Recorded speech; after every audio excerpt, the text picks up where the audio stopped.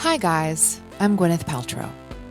Every Thursday, Goop editors will be sitting down with provocative thinkers, industry disruptors, and culture changers.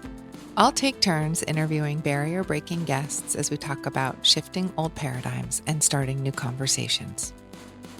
Today's guest is Dr. Stephen Snyder. He's an associate clinical professor of psychiatry at the Icahn School of Medicine at Mount Sinai. Dr. Snyder has been in private practice in Manhattan for almost 2 decades, specializing in sex and relationship issues. He's also the author of Love Worth Making. Everybody has this sense because, we have clothes, our bodies are covered up, sex is never done in public, and nobody really knows. And so people's imaginations go wild and they think everybody else is having much better sex than they are, and everybody else is good and they're bad, which is a natural human shame response. Our chief content officer, Elise Lunan, sat down with Dr. Snyder to talk about the feelings behind sex and why so many people seem disconnected. They also dispel some myths about intimacy in long-term relationships, and cover the different ways that he sees men and women approaching desire. You have to get over the idea that all arousal has to lead to orgasm and that all arousal has to lead to sex. Because a lot of couples treat arousal like it's some kind of painful state of being. After the conversation, I'll be doing a quick round of Ask Me Anything. If you've got a burning or totally random question you want me to answer, hit us up at Goop on Instagram or Facebook. Now let's get to Elise and Dr. Stephen Snyder. In a nutshell, can you sort of explain your general, what you were trying to achieve with Love Worth Making? Okay, good. I was reacting to the fact that I couldn't find any good books on sex to give to patients in my office. There were books on kink. There were books on vibrators. There were books on technique. There were books on orgasms. There were books on sexual science. There was nothing about sexual feelings. There was a lot of books about feelings, but nothing about the actual feelings that people might have really in the thick of it with sex. What does it feel like to be aroused? What might get in the way? What other feelings might come up? And what might you want to do with them? So I thought to myself, if I want to give my patients a book about sexual feelings, I have to write it myself, unfortunately. What do most patients come to you for? Is it this world of sexual feeling? Is it just feeling out of touch, waning intimacy? They don't identify it as a lack of understanding of sexual feelings. They usually identify it as a feeling of inferiority in some way. Guy feels inferior because he loses his erections, or because he climaxes too quickly. Woman feels inferior because she never craves sex, or because she can't have an orgasm without a vibrator. A couple feels inferior. Commonest situation in my office is a woman calls me up, says, my husband has gone missing in bed. I feel he doesn't desire me anymore. That's really the biggie in the 21st century. So people usually call up because they feel miserable and discouraged because they don't feel the sex they're having is matching up to the idea of what they think it should be like. So they don't identify it as being a problem with feelings, but very often it's a problem with feelings. Is it that they're not in their bodies? Is it? That's one of the things. Many women especially are disconnected from their bodies. Many men as well. Often they don't really know what the feelings are. They don't give the roadmap of what sex is supposed to be like. So one of the first things that I tell people in the office, which is one of the first things I tell people in the book, is let's look at what arousal is supposed to feel like according to the natural plan. First of all, it's supposed to involve loss of IQ points. You're supposed to get kind of dumb. And if you're feeling like you're fully capable of taking the SATs during sex, that's not a good thing. It's supposed to kind of soften you up and dumb you down a little bit. Second thing is it's supposed to completely absorb your attention. And that's the thing a lot of people have trouble with. They have trouble getting into the moment and having their attention be absorbed. It should distort your time sense. People who are sexually aroused tend to arrive late at meetings, or they don't arrive at all because they kind of forgot about it. And finally, it should give you a feeling of, yeah, that's me. That's where I live. Thank you for bringing me home. Oh, yeah, this is where I'm supposed to be. Should give you that deep feeling of validation. Interesting. So what are the tools?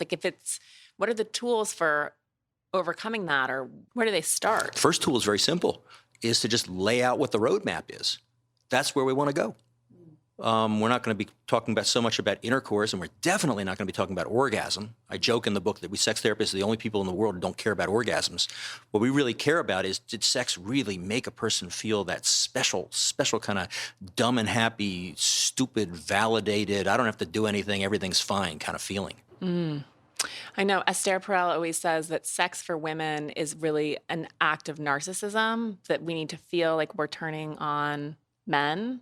And is that like how that I can relate to that. I understand that. Yeah, absolutely, because most women find it deeply validating to be the object of male desire. You know, women's magazines, Allure. There's a whole magazine called Allure. There's a whole magazine called Self Magazine. I mean, we're talking narcissism. Now, it's not just that women are narcissism. Any sex therapist who's ever treated a man for an erection problem knows that men can be plenty narcissistic when it comes to sex. So women don't have the monopoly on narcissism.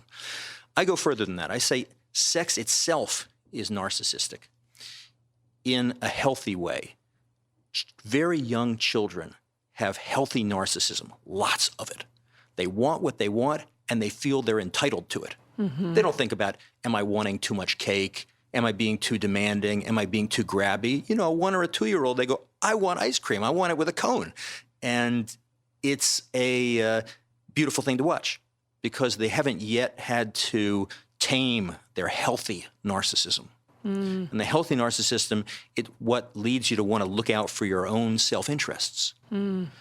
Most of us, as we go through life, growing up involves taming it while not killing it off completely. So we learn that we have to stand in line, and unfortunately that we're not the most important person in the world at all times, and that other people have priorities, and that sometimes it's okay, you could be frustrated, you can't have mom's complete attention, but okay, if you behave yourself, she'll read you a bedtime story after dinner. And we make these little compromises, and gradually the art of being a parent is to whittle down your child's healthy narcissism to where it's still there, but it's just been made into a form that can be accommodated to the 21st century world. In sex, that all goes out the window. In sex, we want to be the most important person in the world.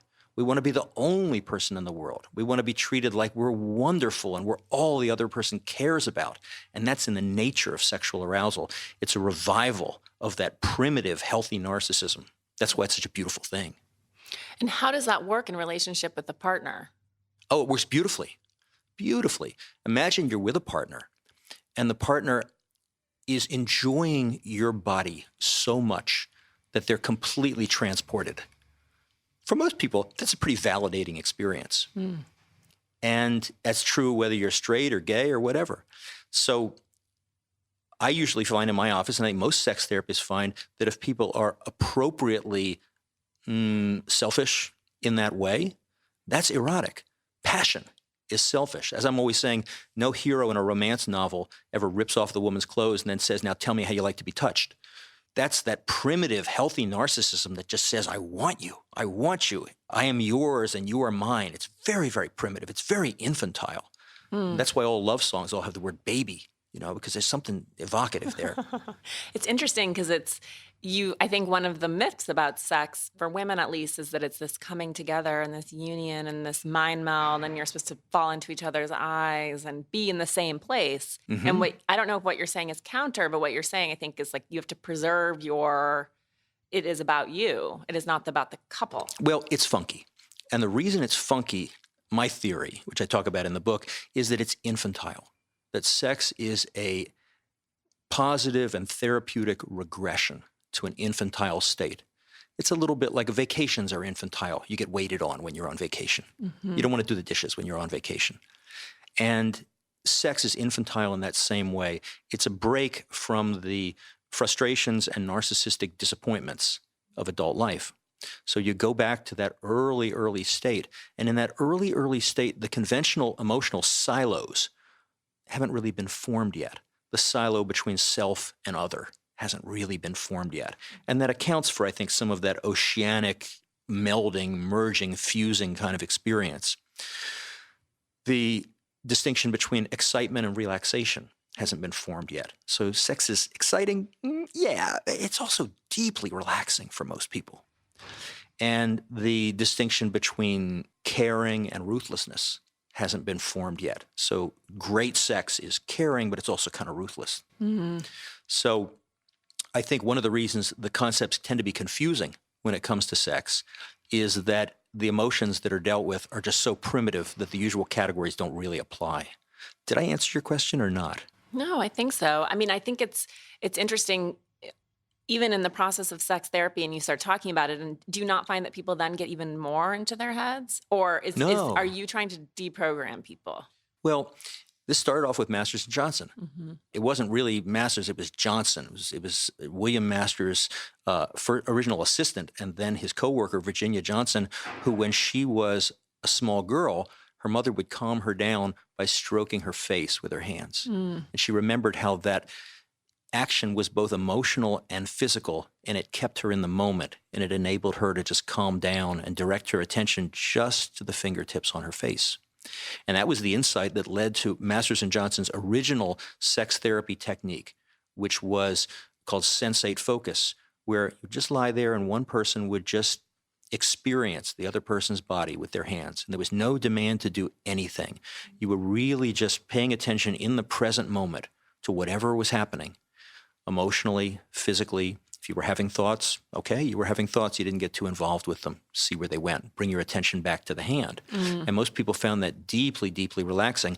Essentially, in 21st century vocabulary, it's a mindfulness technique. Right. And all the original sex techniques were originally mindfulness techniques. We just didn't have the word mindfulness back then. And do you think that has carried through? That Oh, it's absolutely. essentially like sex is a kind of meditation. Well, that's a really good question. My method is you should cultivate a state of experience in the moment with as little judgment as possible as a prelude to sex. And if possible, you should carry that sense of being in the moment without judgment into the experience of being aroused. And it does naturally lend itself to that if you let that happen. But you don't necessarily want to be so conscious of that during sex. I call it the two-step. Step one is a mindfulness experience of some kind, and step two is just having sex. Isn't it typical for sex therapists to give clients homework? Like, what's your we used homework? to. We used to. Okay. Originally, Masters and Johnson, you would go down and rent a hotel room for 2 weeks in St. Louis. And they were the only sex therapists in the world. So you had to come to the Ramada Inn or whatever it was in St. Louis. And you would meet with Masters and Johnson every morning. And every afternoon, you'd go back to your hotel room and do what they told you to do. So it was very enforced that way. But then it kind of got spread in the 70s and 80s and 90s to where therapists in their office were seeing patients once a week and giving them homework. And I think that must have worked back then. But in the current era, it really doesn't work because people really don't do the homework. So I usually just give people more diffuse suggestions. Some therapists do different, but I'm a little more psychologically oriented and a little less behaviorally oriented than most therapists. Are there any sort of one-size-fits-all generalizations of things that apply to almost every single couple who you see? Was there anything that universally we sex therapists always do? Or just like, is there something in your toolkit that anyone listening would be like, that probably applies to me, I should try that? Oh, absolutely. Pay attention to what you're actually feeling during the sexual experience. Are you losing any IQ points? Do you feel absorbed? Do you feel happy? Sex should be a happy experience. If you don't feel happy, then it's not going to be too erotic. So that's an absolute one. And then if they're like, yes, that resonates, I don't feel happy. Like, Right. Is that a problem with the relationship? Is that a problem like there's some internal block or Could trauma? be anything. Often it's what we call an ANT. That's a phrase borrowed from the cognitive therapists. It's ANT, which stands for automatic negative thought. Like, my thighs are too big, or she is not going to be as excited by me as she was by her last boyfriend who was really huge, or whatever. And so those kind of thoughts can make you very, very unhappy. A lot of sexual unhappiness comes from automatic negative thoughts. We probably don't have as exciting sex as she had with her last boyfriend, or as our neighbors are having. And why are we even having to go to a sex therapist? This feels really humiliating. So these are common automatic negative thoughts that people have. That's the biggest reason that people aren't happy in the sexual experience. The best technique for that is usually to do as the Buddhists used to talk about: let your thoughts come into your home, but don't serve them tea. Just notice that the mindfulness therapists call this metacognitive awareness, that you're just aware of those thoughts. Oh yeah, I can see I'm having this thought of that it's humiliating to have to be seeing a sex therapist. Thought is there. Okay, well, let's see where it goes. And you just don't feed it that much emotion. That's the key. The key is to save your emotion for the good stuff. Do you see a lot, and particularly now in light of Me Too, I feel like every single woman I know has had some sort of trauma. Oh, absolutely. Many women have been raped, often by an acquaintance. Many, many women have been coerced to one degree or another, and all women have been harassed. So that kind of thing is just about universal. Yeah. I have a colleague, Sally Foley in Michigan, who writes, there is an awareness that dawns on women as they get near to puberty that they have to be cautious and they have to be wary. And that wariness is inevitably going to be a part of their sexual experience, which is a terrible shame. Yeah. And how in your office, like, do you try to unpack that, or is it more about the thought can come, let it go, let's not relive it? Do you have any personal philosophy? There's such a variety of thoughts. There are really three big categories. The one is a flashback, an automatic thought where you really have a reliving or a re-experiencing. And that's got a whole technology to how to deal with that. The second is there's something wrong with me. And that's an automatic negative thought that can be slowed down and unpacked in the moment. And the third one is there's something bad about sex in general. And similarly, you can slow that one down and think about it. So you can do a lot with those negative thoughts. One of the things is helping women to understand that they've been traumatized at all, because often there's some denial about it. Yeah, it's interesting. It seems like there's sort of the two schools of like, you have to address it head on, and others who are like, some things can just be buried. And I don't obviously I don't know the answer. And Well, it's a question of where the leading edge is. You certainly don't want to go on a fishing expedition for trauma, because that's not a good idea. But if something looks like it's presenting either in the form of a flashback or in the form of something that just doesn't make sense, a really romantic getaway, a bed and breakfast, and then you just really just don't feel like having sex, or you find yourself picking a fight with your partner, okay, then maybe there's something there that we should talk about. But if it's not presenting a problem, that's why we sex therapists are a little different from most therapists. Most therapy is about pain. Sex therapy is just about having a good time. So if you're having a good time and nothing seems to be interrupting it, then we don't go on a fishing expedition. I like that. Just thinking about, I like this idea that you guys aren't orgasm focused, because I think that sort of goal oriented can be very not sexy. Exactly. Right? The analogy that I use in the book is that if sex is like a meal, you don't want to just go out to dinner just hoping to have dessert. Because orgasm is dessert. Just means, at least for men, maybe I'm a little man-centric this way, it means the meal's over. And you just get, you get your check and you got to pay the bill. But what you really want to do is you want to, again, be in the moment, this mindfulness idea, and you want to be fully in the moment with the appetizers. You don't want to be thinking, God, I can't wait till my entree gets here. That's not the way to enjoy sex. You want to be thinking, okay. And then when the entree comes, you want to think, God, the appetizers were so good. We get an entree too? Fantastic. We get to have intercourse too? Unbelievable. And then you're really, really enjoying intercourse, or whatever it is that's your main course. And the dessert tray comes around and you go, there's dessert? I love this place. This is amazing.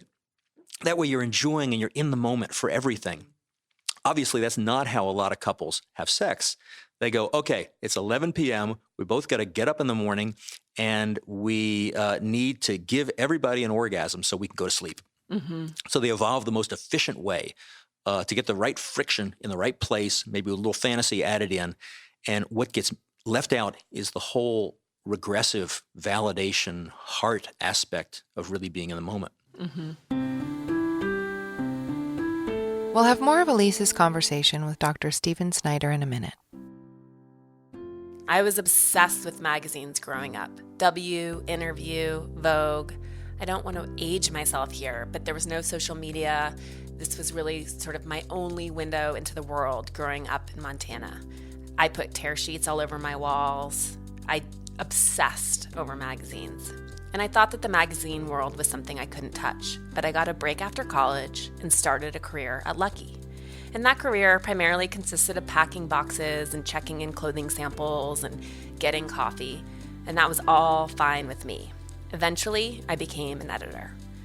Fast forward to Goop many, many years later. A lot of what we do is obviously digital, but it was a dream come true to be able to create a print version of Goop, complete with food, culture, style, and wellness, concepts similar to what we do on the website, but a totally different format when you're holding it in your hands as a magazine. Our third issue of Goop magazine is out now.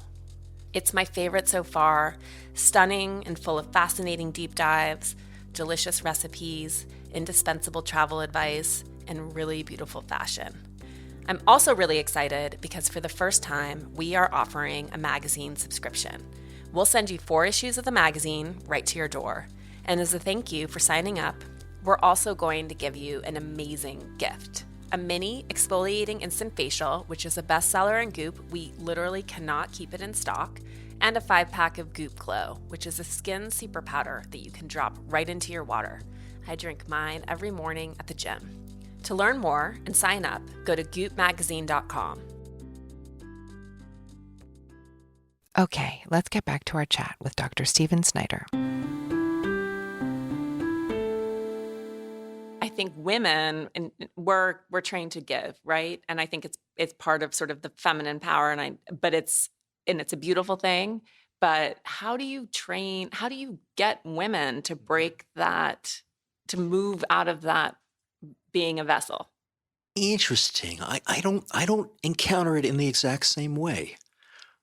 The ideal, and maybe I'm thinking like a man here, but the ideal when I talk to women in my office and they nod their heads, they go, you are somebody that he desires. He's enjoying your body. You and your body are his complete focus. You feel his excitement. You feel his arousal, his hunger for you. That's really, really good. You're giving in the sense that your body is giving to him, but you're not having to do anything. The ideal for a woman is she doesn't have to do anything. Her body just naturally gives what it's got. And that's what's so glorious for a woman in a heterosexual relationship with a man or a homosexual relationship with a woman where she really feels her partner's focus and intention and attention.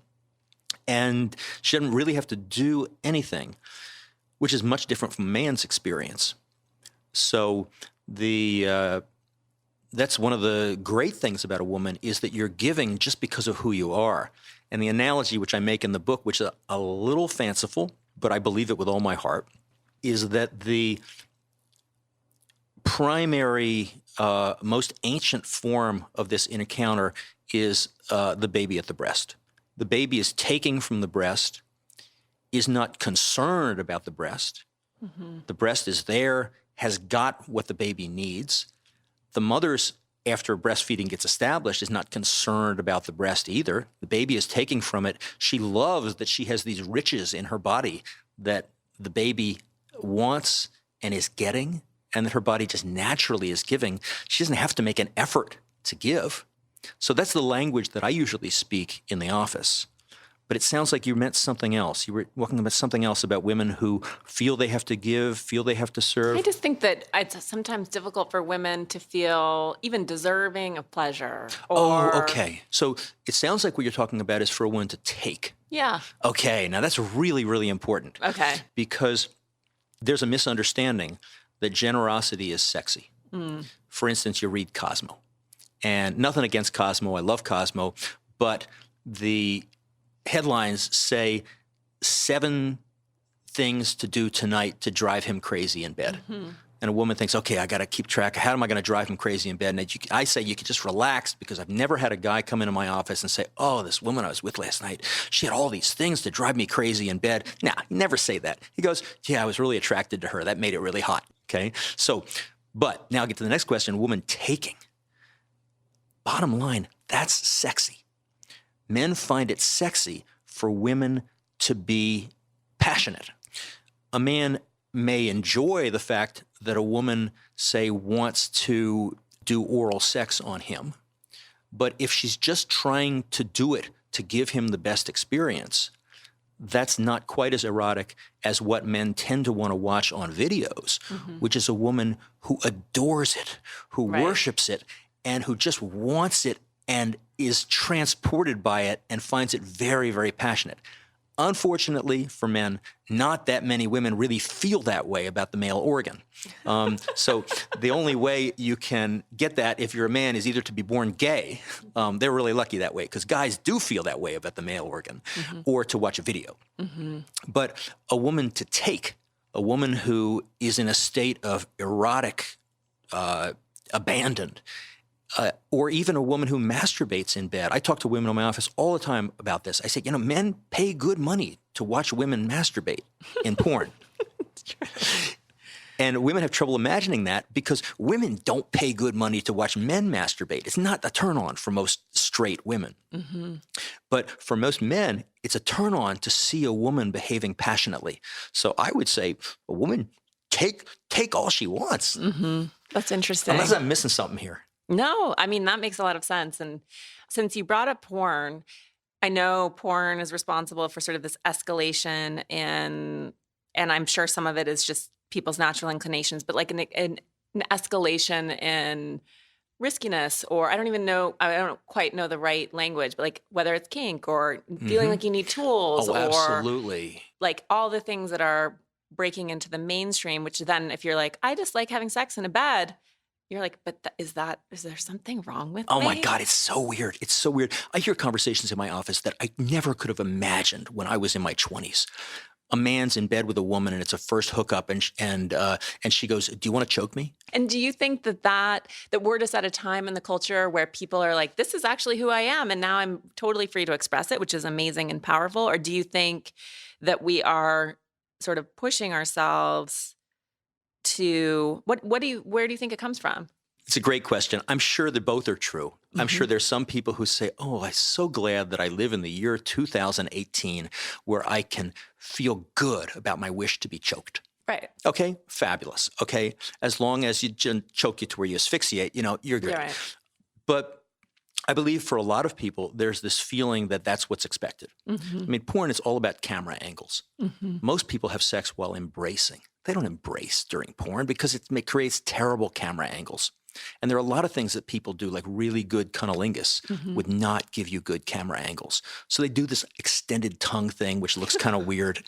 And people unfortunately learn from that. So in porn, one, it's about camera angles, so it's not going to be realistic. Second is you're dealing with fantasy, and fantasy has a short memory, and it's always saying, okay, so what else? What have you done lately? So if you look on porn these days, it's ridiculous.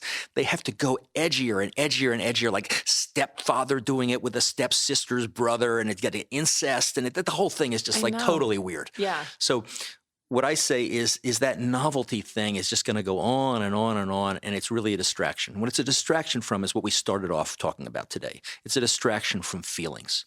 Are you getting dumb and happy? Do you feel validated? Is it making you feel good about yourself? Do you feel like you can just stretch out and get that weird thing of feeling excited and relaxed at the same time? Right. No, and you can't depict that. Orson Welles famously said there are two things that can't be depicted on the screen: the sexual act and prayer. And I think it's really deep. I don't know what he meant. I wish he was still alive so we could ask him. But I do believe that you can't really depict the sexual act realistically on the screen. One of the things is you can't really, really get at the feelings involved. Right. No, it's definitely true. I mean, it's that dumb and happy. I mean, I wonder if, and I'd be curious to know in your practice, is that sometimes enough? Or are the people who show up who are ready for sex therapy, is it typically, do people see you for a protracted period of time, or do you serve as sort of this like rehoning, like let's start at the basics? Great question, because it's really evolved. Back in the 1960s, couples would come with 2 weeks with Masters and Johnson, and the expectation was that they would be cured.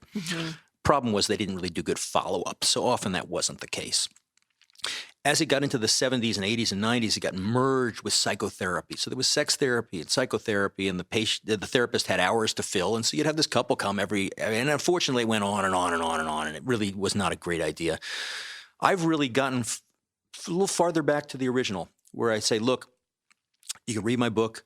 the basic principles. You can come in, let's do a consultation. Famous psychoanalyst D.W. Winnicott, back in the 50s, he said, often you do a therapeutic consultation. So where you see where the people are, what do they need to help them just untie the knot a little bit? And then they can continue to untie it on their own. What do they need to give them some infusion of hope and possibility so they can get creative again on their own, which is the best? I consider ideally the consultation is maybe from 1 to 4 sessions, and it's just kind of a Tai Chi, just to kind of use a person's natural energy and help them move in a direction that's going to be better for them. So I would say that's what I do most often. It's interesting. I would imagine that you provide a lot of validation for people too, who are like, is this normal? Like, Oh am my I God. normal? That's the big question. My colleague Emily Nagoski, she wrote a book called Come As You Are. Yeah. And she said the reason she wrote the book is she taught this class at Smith College, and she gave all this facts and information. At the end of the class, she said, tell me what you got out of the course. And over half of the women in the course said, I learned that I'm normal. So that's huge. Everybody has this sense because, we have clothes, our bodies are covered up, sex is never done in public, and nobody really knows. And so people's imaginations go wild and they think everybody else is having much better sex than they are, and everybody else is good and they're bad, which is a natural human shame response. We therapists, we think of shame like dental hygienists think of plaque. It just naturally accumulates if you don't take care of it. So sex accumulates a lot of shame. Interesting. And there's just so much mythology, like the raging male libido, Oh my God, yeah. Yeah. And then, that is in itself such a weird spiral too, to even understand what's the normal cadence. And what if this cadence is satisfying? Like, are you supposed to have sex every day? I don't know anyone who does. I don't know anyone who does either. By the way, are you supposed to have sex every week? Actually, that's not a bad idea. That's not a bad idea because it's natural for couples to not have the same kind of desire as a relationship gets established for many reasons. It's no longer novel. They don't really need the reassurance. They need, first couple of weeks, you're doing it for reassurance mostly. And so couples don't really feel that sense of, I got to have it. If I have it tonight, okay. If not, I'll have it next Tuesday. That's okay. Frankly, especially I'm 61, over the age of 50, you get this balance between sex and sleep. Most people over the age of 50, they'd much rather have a good night's sleep. So, which makes no sense to a teenager. They go, are you kidding? I'll take sex any day. So on the one hand, you've got desire, sex being fueled by desire. And that is just not the reality of most people's lives in long-term relationships. On the other hand, way over on the other side would be sex as an obligation. Well, we got to do it once a week. You don't want that either because that's not very erotic. That's going to kill your sexual climate together. What you want is something in the middle. And the best I come up with it, although it might turn off a lot of people who got turned off by religion early in life, is it's a sacrament. It's a sacrament in a relationship. Every couple develops kind of a private religion in their relationship, things that are special and unique to them and that are emblems and symbols of their relationship with each other and that are reminders of their relationship with each other, like anniversaries, things they say to each other, ways they are with each other. And sex ideally is a special sacrament within a relationship like that. It's like a sacrament within any religion, and it's meaningful to people. It comes from the heart. So that's what I think of as the resolution to that. And because it's that way, in my head, you're not really looking for desire at all. You're looking for inspiration. So you sometimes have a lot of inspiration, and sometimes you have just a little bit. That's okay. Maybe you have a little more information next time. Picasso said, when inspiration comes, it finds me at work. And I say, when inspiration comes, it should find you having sex. So in the idea of the sacrament, like, is it you need to go to church every Sunday? No, but if you don't perform some kind of sacrament within your private religion together, then you drift apart and you lose that connection. And I think most sex therapists over the decades, myself included, kind of have a feeling that for most couples, there is something of a drifting away if you're not maintaining contact in that way at least once a week. And do you, within like sex, does that include all physical intimacy? Oh, great question. Great question. In my book, I talk about something I call simmering. which has the same relationship to sex as real simmering has to boiling. It's just applying a little bit of the heat just to warm things up. So, woman is making dinner, and her partner comes over behind her, puts their arms around her, nuzzles her hair, inhales the scent of her hair, breathes with her, then turns her around, kisses her passionately, looks deeply into her eyes, and says, "Oh, thank you. That was wonderful. Can I go read the paper now?" And if they're adequately prepared for this, she goes, "Oh, yeah, that was terrific." It's like teenagers do in between classes in high school. Look deeply into each other's eyes, feel each other up a little bit. And the bell rings. They go off to their classes, and they can't concentrate on anything for the next 10 minutes. That means they did it right. A little dry humping. A little dry humping. It's fabulous. It's fabulous. In order to do that, though, you have to get over the idea that all arousal has to lead to orgasm and that all arousal has to lead to sex. Because a lot of couples treat arousal like it's some kind of painful state of being. Like a lot of women, especially who have low desire, they go, "Well, I don't want to wear anything sexy to bed because my husband might get aroused." And I go, "Well, what would be wrong with that?" "Well, I don't want to have sex with him." "That's okay." Weekly seems accessible. I think for so many people, it's idea of like, if you're not doing it every couple of days or every day. Yeah. Well, I'm a little biased because I live in Manhattan. And in Manhattan, we all work 14, 15, 16-hour days. Of course, they do elsewhere in the country, but in Manhattan, everybody does. And I don't know any Manhattanites who have been in a relationship for more than 3 months who are having sex during the week. It's pretty much during the week you answer emails, and then on weekends, maybe you have sex, and you should do it first thing in the morning before you turn to your phones. Especially never do it after you go out to eat at night because you have the food and the wine and you're tired, and that's just no good. So you want to have sex first and then go out to eat afterwards to celebrate.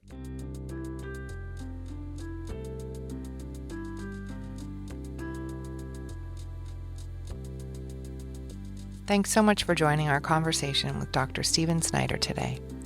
One thing I found interesting was Dr. Snyder's perspective on narcissism and the idea that sex might be a form of healthy narcissism. For more from Dr. Snyder, check out his book, Love Worth Making, and visit his site, sexualityresource.com. You can also find a Q&A with him on goop.com/thepodcast. Okay, let's get to a question from one of you. Gina asks, how do I handle negative people? And I think my best answer to that is, and again, this is something that when I was younger, I absorbed much differently. But I think at this point in time, I try not to be around negative people. That's number one. I really try to be fastidious about the people that I eat dinner with, work with, talk to on the phone, go on vacation with. And I can tell at this point, when there are people who have inherent negative energy, it's very draining. I think it's very important. I think a lot of times, especially women, we think, "Oh, I have to be around this person. I have to be nice to them." And I think that sometimes, that might be true, like physically with physical proximity. But I think we can also build up a good kind of what I call a buffering capacity. So, sometimes I literally picture a kind of white, spongy substance around my body. And I think like this person's energy is I'm not going to let it deplete me. And then I think another way to deal with it, it's people who have negative energy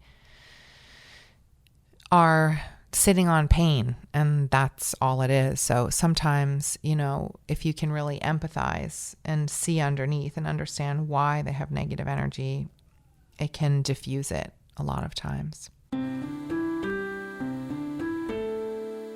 Have a question? Drop us a line at Goop on Instagram or Facebook. That's it for this week's episode of the Goop Podcast. Thanks for tuning in. If you liked what you heard, please rate, review, and share with your friends. To keep up with new episodes, just hit subscribe. And for more info, head over to goop.com/thepodcast. See you next week.